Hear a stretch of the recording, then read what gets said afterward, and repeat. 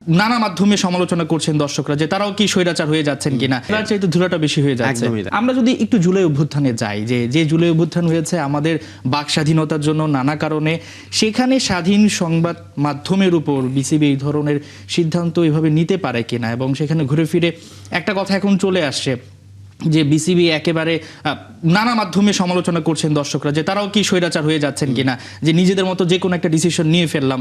এবং সেখানে আপনি যেটা বললেন যে ফেক নিউজগুলো হচ্ছে, সেগুলো নিয়ে কিন্তু বিসিবি কিছুদিন আগে তারা থানায় জিডিও করেছেন, সাধারণ ডায়েরি করেছেন, ভুলভাল যাতে নিউজগুলো না হয়। তো সেক্ষেত্রে তো ক্যাটাগরি করা যেতে পারতো, বা যারা আসলে হয়তো বা অনুমোদন প্রাপ্ত তাদেরকে নিয়ে কাজ করা যেত, বা তাদেরকেও সময় দেওয়া যেত। হ্যাঁ, নিশ্চয়ই। এই কারণেই তো মানে ওই টাইমিংটা ইজ ব্যাড বাংলাদেশ ক্রিকেট বোর্ডের জন্য। এই টাইমিংটাতে যেন মনেই হচ্ছে যে আচ্ছা ওকে, এখন তার মানে তাদেরকে তাদের ডিরেক্টরদের নিয়ে নানা রকম অস্থিরতা চলছে, নানা রকম নেতিবাচক খবর আসছে, ফিক্সিং ইস্যু সামনে চলে আসছে, এবং এইগুলো ঢাকতেই বোধহয় বাংলাদেশ ক্রিকেট বোর্ড। এই প্রশ্নটা এখন খুবই মানে অবভিয়াস, সবাই এই প্রশ্নটাই তুলবে।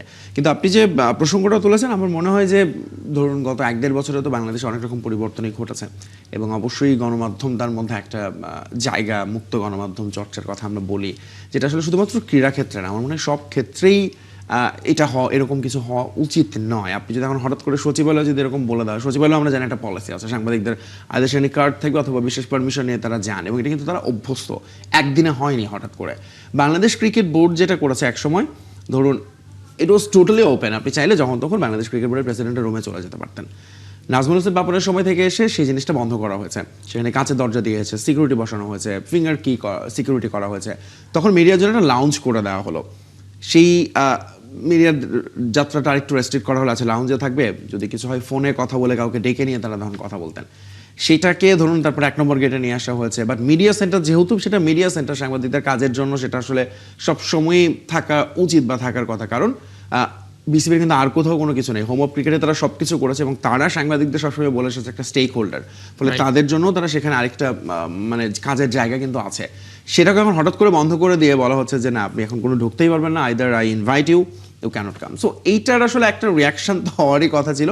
এখন সেই রিয়াকশনটার কারণে আমরা এত কথা বলছি, কারণ কালকের প্রেস কনফারেন্সে যদি দেখেন, একটা লম্বা প্রেস কনফারেন্স, এবং সেখানে অনেক ইস্যুস নিয়ে কথা বলছে। দেশের ক্রিকেটকে সারা দেশে ছড়িয়ে দেয়া, তৃণমূল পর্যায়ে ছড়িয়ে দেয়, 137টা উইকেট বানানোর কথা বলছেন, স্টেডিয়াম সংস্কারের কথা বলছেন। কিন্তু আনফর্চুনেটলি আমরা এখন কথা বলছি এই একটা ইস্যু নিয়েই, মানে খেলার চাইতে ধুলাটা বেশি হয়ে যাচ্ছে।